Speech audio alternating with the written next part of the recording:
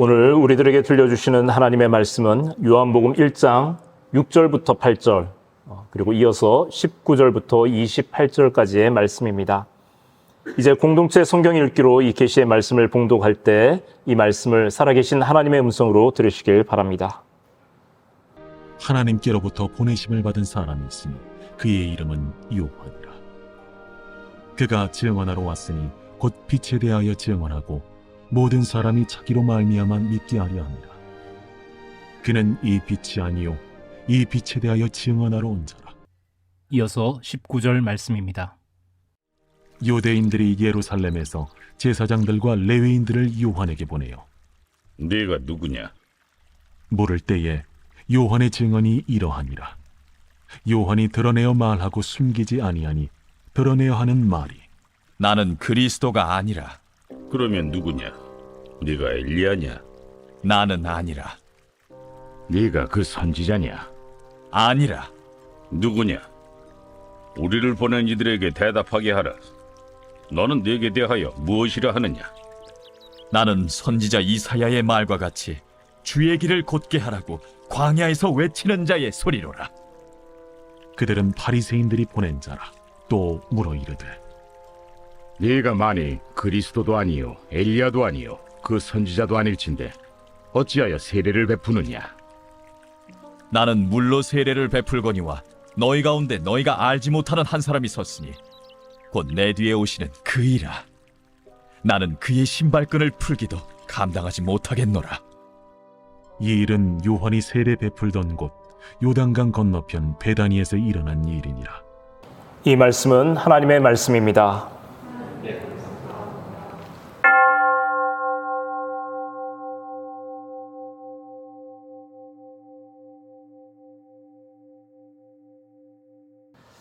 군인들에게 일과 후 핸드폰 사용이 허용되기 시작한 것은 불과 얼마 전의 일입니다. 그 전에 제가 군종병들과 대화하려면 지통실이나 생활관으로 전화를 걸고 사람을 찾고 전화를 받을 때까지 한참의 시간을 기다려야만 했습니다. 그마저도 연결되지 않는 경우가 허다했습니다. 하지만 지금은 전화로, 카톡으로, 문자로 비교적 빠르게 연락을 취할 수 있습니다. 얼마나 감사한 일인지요. 세상과의 연결 통로가 여러분들의 손바닥에 올려져 있다는 것이 여러분들에게는 너무나 당연한 것처럼 여겨지지만 언제나 늘 그래왔던 것은 아닙니다. 덕분에 이제는 예전보다 더 빠르게, 더 자주 바깥 사람들과 접속할 수 있게 되었습니다. 그런데 통신망이 갖춰져 있다고 반드시 원활한 대화가 이어지는 것은 또 아닌 것 같습니다. 남과 북의 관계를 한번 생각해 보십시다. 군사분계선 그 철책으로 가로막혀 있지만 그곳에 길이 아예 없는 것은 아닙니다. 여기 파주와 개성공단을 잇는 경의선 고속도로를 통해서 한때 활발하게 남과 북이 교류하던 시절이 있었습니다. 여기서 멀지 않은 판문점에 가보면 삼엄한 철조망이 아닌 나지막한 보도블록으로 남과 북의 경계를 삼고 있습니다. 어린아이라 할지라도 쉽게 건널 수 있게 보입니다. 하지만 지금은 그 누구도 그 길을 마음대로 오갈 수 없습니다. 분명히 오갈 수 있는 길은 눈에 보이지만 그 길은 진정한 의미에서의 길이요 통로라고 말할 수 없습니다. 보이지 않는 장벽이 그 사이를 가로막고 있기 때문입니다. 남과 북의 경계선만 그렇겠습니까? 사람과 사람 사이에도 그런 장벽이 존재합니다. 가족이나 친구 간의 사소한 오해나 해묵은 상처가 벽으로, 건널 수 없는 골짜기로 작용하기도 합니다. 하나님과 사람 사이는 또 어떨까요? 많은 교회가 있고 쉽게 하나님의 말씀을 접할 수 있는 통로가 열려져 있는 것 같지만 현실은 점점 하나님으로부터 멀어지고 있는 것은 아닙니까? 동이 서에서 먼 것 같이, 하늘이 땅에서 먼 것 같이 그렇게 가까이 할 수 없는 넓고도 깊은 차이가 우리를 하나님으로부터 점점 더 멀어지게 합니다.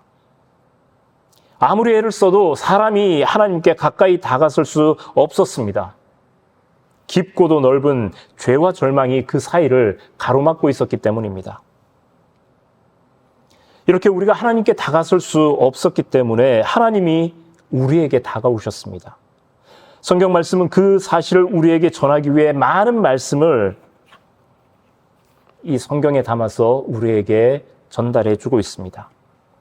그 많은 말씀을 성경 구절 하나로 압축해서 말해보라고 말한다면 요한복음 3장 16절로 대답할 수 있을 것 같습니다. 하나님이 세상을 이처럼 사랑하사 독생자를 주셨으니 이는 그를 믿는 자마다 멸망하지 않고 영생을 얻게 하려 하심이라. 바로 이것이 성탄절이 우리에게 있는 까닭입니다.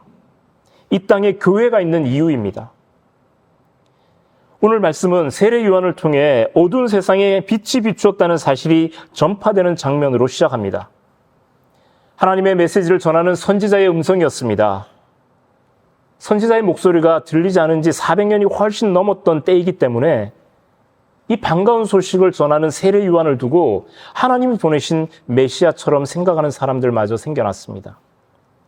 세례 요한은 그 사실을 염두에 두고 자기의 위치를 분명하게 한정짓습니다. 나는 빛이 아니고 빛에 대해 증언하러 온 사람이다. 이렇게 사람들에게 단단히 일러둡니다. 내 뒤에 오실 나보다 더 큰 분을 소개하는 사람에 불과하다고 한껏 자신을 낮춥니다. 그렇습니다. 분명히 세례 요한은 대단한 사람임에 틀림없습니다. 구약과 신약을 이어주는 사람이었습니다. 사람들에게 예수님을 이어주는 역할을 담당하는 사람이었습니다. 그는 불의가 가득한 세상 가운데 죄사함을 받으라 외치며 사람들이 주님께 한 걸음 더 다가설 수 있게 하였습니다. 하지만 분명히 그는 그리스도가 아니었습니다. 그는 빛이 아니었습니다. 오래전부터 오시리라 약속되었던 그분은 결코 아니었습니다. 우리에게 길과 진리와 생명으로 다가오시는 분이 아니었습니다. 그는 우리를 예수께로 인도하는 표지판의 역할을 감당하는 사람이었습니다. 예수님을 가리키는 손가락의 역할을 훌륭하게 완수하였습니다. 이 시대 가운데 우리가 행해야 할 사명을 누구보다 먼저 보여준 사람이기도 합니다. 우리들 역시 예수님을 세상 가운데 연결하는 사람이 되어야 합니다. 예수님을 가리키는 표지판, 그 손가락의 역할을 감당해야 합니다. 빛에 대해 증언하는 사람들이 되어야 합니다. 바로 이것이 우리들의 사명입니다. 요즘 세상에 예수라고 하는 이름을 모르는 사람이 누가 있을까요? 길을 나서면 온통 십자가를 달고 있는 교회들이 눈에 들어옵니다. 유튜브에는 또 얼마나 많은 목사님들의 설교가 올라와 있는지요. 그런 의미에서 예수를 전하는 것은 그다지 어렵지 않게 보입니다. 매스미디어의 발달과 더불어 혼자서도 개인 콘텐츠를 생산할 수 있는 1인 미디어 시대인 요즘은 마음만 먹으면 얼마든지 앉은 자리에서 세상 끝에 있는 사람들에게 복음을 전할 통로가 활짝 열려진 것처럼 보입니다. 그런데 과연 이렇게 많아진 채널의 숫자만큼 예수를 전하는 것이, 복음을 전하는 것이 더 쉬워졌을까요? 아무런 장비도 없이 광야에서 생 목소리로 홀로 외쳤던 세례 요한 시대에 비해서 오늘날 복음을 전하는 것이 오히려 훨씬 더 어렵게만 여겨집니다. 광야에서 외치는 소리는 사방으로 울려 퍼집니다. 메아리로 돌아오기도 합니다. 그곳은 고요한 공간이기 때문에 그렇습니다. 반면에 우리가 사는 이 세상은 수많은 소리들로 가득 차 있습니다. 채널이 많아진 만큼 각 채널마다 쏟아지는 수많은 컨텐츠들로 온 세상은 가득 차 넘칩니다. 그 소음들로 인해서 예수를 전하는 소리는 파묻혀버리기 일쑤입니다. 잘 들리지 않게 되었습니다. 여러분들 손에 핸드폰이 주어졌고 이것을 통해서 얼마든지 성경 말씀도 읽고 또 유명한 목사님들의 설교를 들을 수도 있습니다. 복음의 통로가 활짝 열려 있습니다. 하지만 과연 그 길을 걷는 사람들이 몇 명이나 될까요? 오히려 스마트폰으로 게임을 하거나 넷플릭스를 보거나 유튜브나 인스타그램을 통해서 더 재미있는 다른 콘텐츠를 소비하는 길로 나가지 않습니까? 통신기술의 발달은 눈에 보이지 않는 새로운 길을 우리에게 열어주었습니다. 그 길은 무척이나 크고 넓은 길입니다. 하지만 그 길이 주님께로 연결되어 있나요? 주님이 오실 수도 있는 그 길을 이미 수많은 다른 콘텐츠들이 점령하고 있습니다. 그 큰 길을 가득 메우고 있습니다. 어쩌면 이런 미디어 환경들은 오늘날 우리 앞에 펼쳐진 새로운 광야입니다. 고요한 침묵이 가득한 광야가 아니라 시끄럽고 현란한 콘텐츠로 가득 찬 광야가 우리 앞에 펼쳐져 있습니다. 그 광야에서 우리는 목 놓아 주님을 불러야 합니다. 주님을 전해야 합니다. 그런데 어떻게 전해야 할까요? 조금 전 말씀드린 바와 같이 1인 미디어 시대가 활짝 열렸습니다. 그렇습니다. 이제 얼마든지 혼자서 유튜브 방송을 할 수 있습니다. 블로그에 글을 써서 올리고 책도 펴낼 수 있습니다. 하지만 개인의 역량에는 한계가 있죠. 거대한 자본이 투입된 미디어 채널에 맞서기 위해서는 그에 못지않은 자본이 투입되어야 합니다.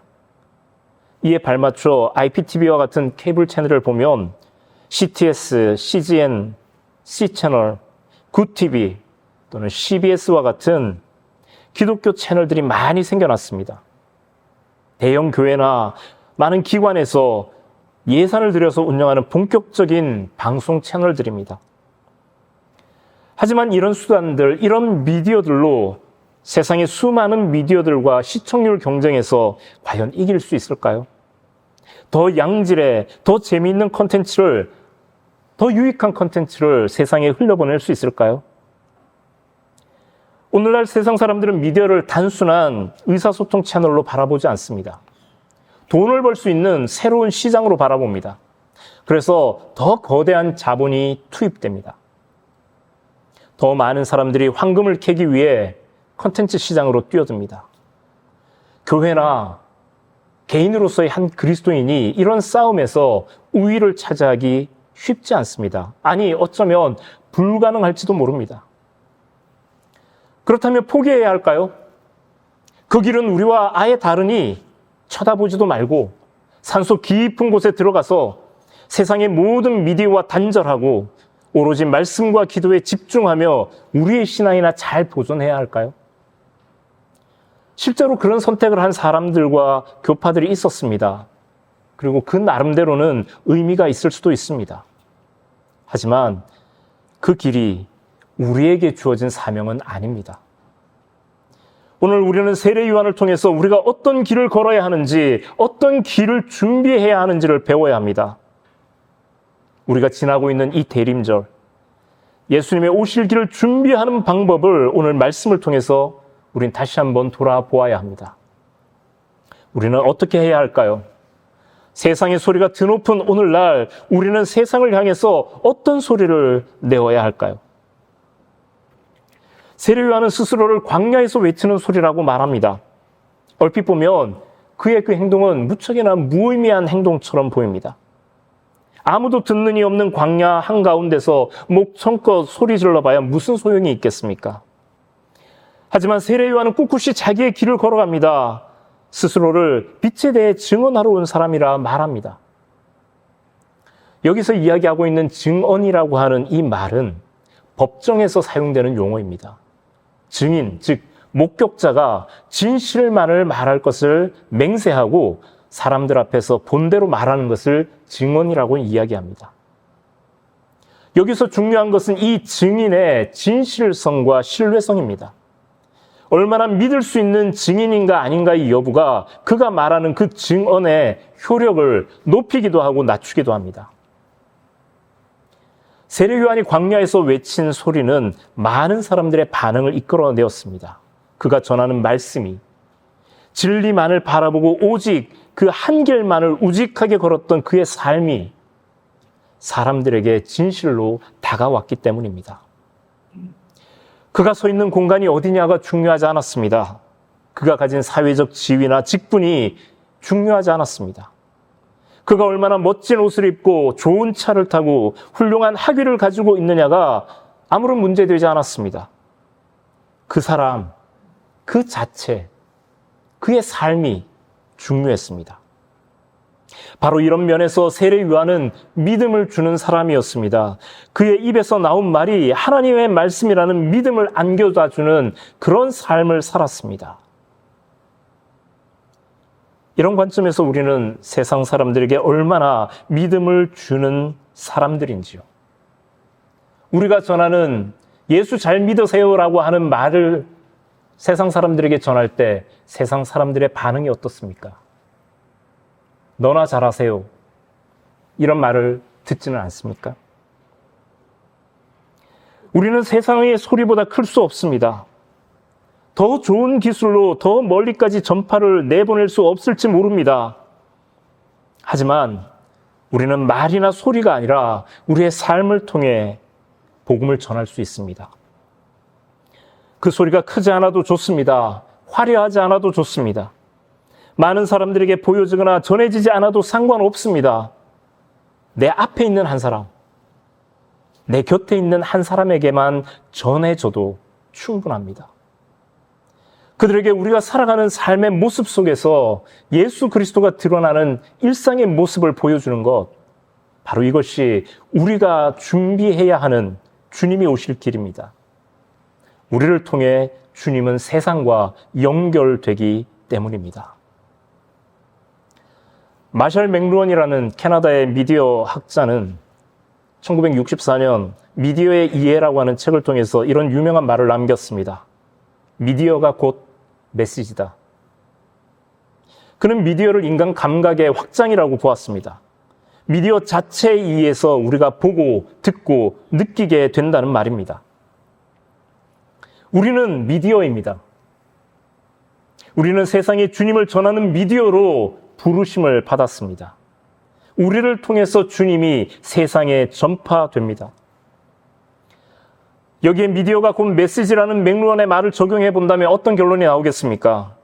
우리가 살아가는 일상의 삶이 곧 메시지입니다. 온 세상에 울려 퍼지는 예수님을 증언하는 소리요 메시지가 됩니다. 굳이 사람들 앞에서 예수님 믿으세요라고 말하지 않더라도 예수를 따르는 제자로 살아가는 우리의 작은 몸짓, 가벼운 숨소리만으로도 주님은 세상에 이미 전파되고 있으십니다.